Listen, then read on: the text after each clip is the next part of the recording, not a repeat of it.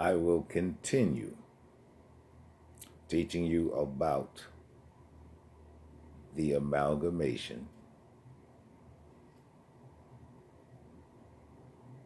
The amalgamation it's just science.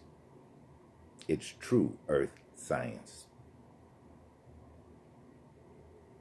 Let me demonstrate these degrees to you.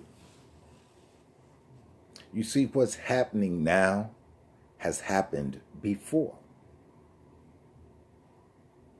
It is happening. Let me share this with you. Let me confer these degrees on you. As I stated, it's happened before. If you sleepy-head Asiatics don't do better starting now, you will disappear. You will disappear. And our nieces and nephews will be known as the Moors of America. Oh, yes. Oh, yes. Like I just taught you. This has happened before. This has happened before. Now, the second time it happened was when the Israelites became known as the Hebrew. The Hebrew people did not begin as amalgamated Hebrew. That is not how they began. That is not how the Hebrew people, that is not how our people were. Not at all. Not at all. But what the world knows now as the Hebrew people are amalgamated Hebrew. That is who the world knows now as Hebrew, the amalgamated Hebrew. Although he believes his amalgamation to be the result of mannery, and it is not. It is simply a matter of true earth science. In true earth science, what happens is myriad things. Where people are concerned, where the human and the human being are concerned, the earth takes a special interest in these beings. For instance, ages ago, when our children were born, they would come right down the birth canal. And before anything else was done with that child, its feet were put upon the earth. Now, what that did in science, it acquainted the earth with her new guest. The earth was introduced to that child. And today, the only thing that an infant's feet touch now upon exiting the birth canal is a government form. A government form. That is what an infant's feet touch first now.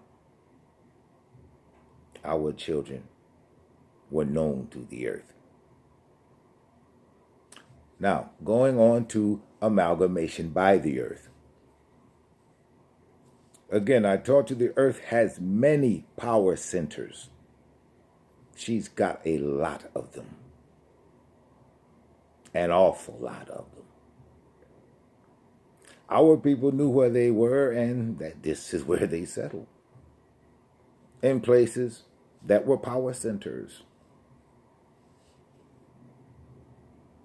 Where the Hebrew were here in Northwest Africa.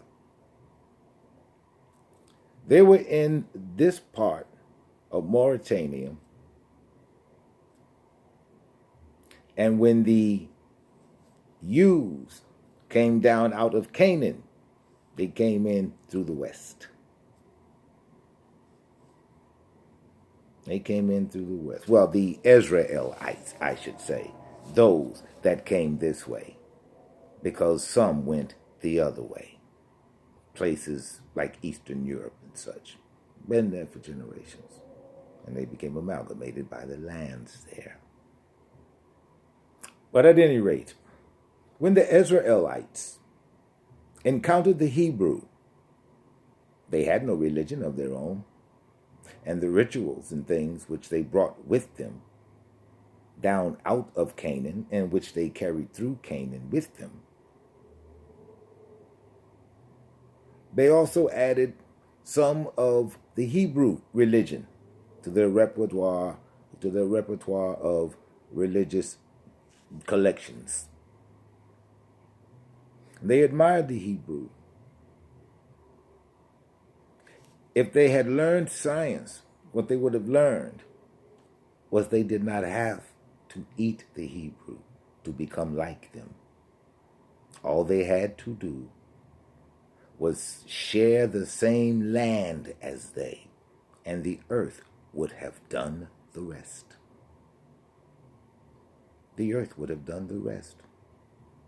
Being in such proximity to a people who have for generations absorbed and used the powers in that power center, their traits became the dominant trait. And we're only talking about the Hebrew here. The Israelites are looking at this. They are fascinated. They know who Allah is. The Hebrew knew. And that's what they called him. Today's Hebrew do not call Allah, Allah. Not going to do it.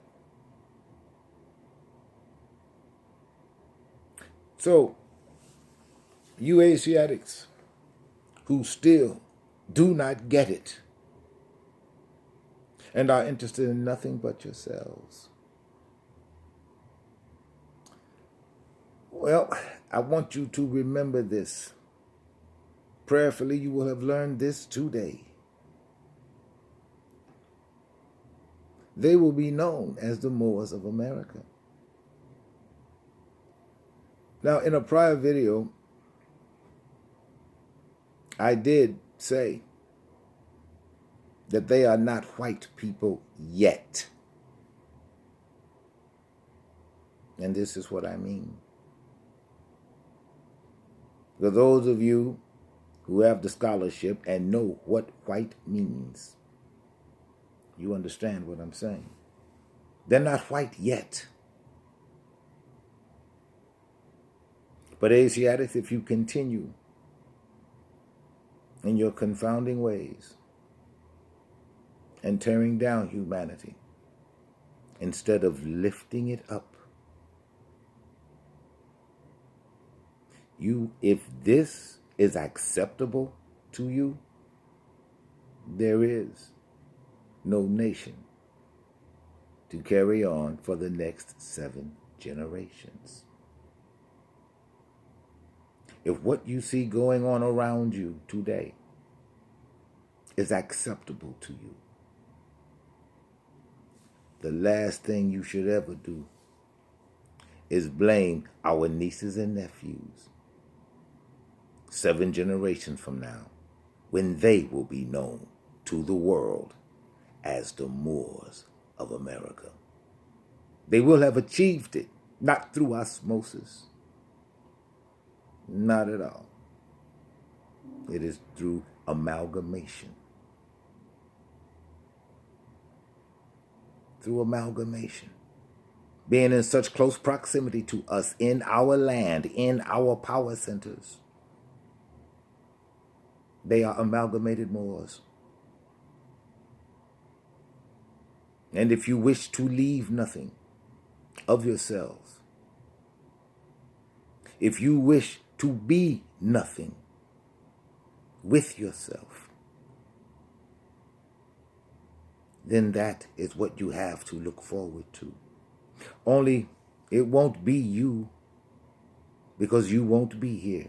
Not a trace of you will be here. Oh, you may have some great, great, great, great granddaughter or grandson somewhere who may speak of you. They may speak of you. But you see, when they describe you to someone, they will have to make something up, because there will be nothing of your likeness here to remind anyone that the soulful olive-skinned Moor was ever here. It'll be our nieces and nephews who will be known as the Moors of America. If you believe that your community can be better, do something about it in earnest. Do something about it. Of course, if it's acceptable to you, then there is no community left, is there? Simply put, you see, evil only triumphs when good men do nothing. That is the only way evil triumphs. And it's an age-old battle. There's nothing new about this. It is the age-old battle of light against the darkness. It's light against the dark. The question is, which side would you stand on? Which side will you choose? Because the time is now. The time is now. And if not you, who? If not now, when?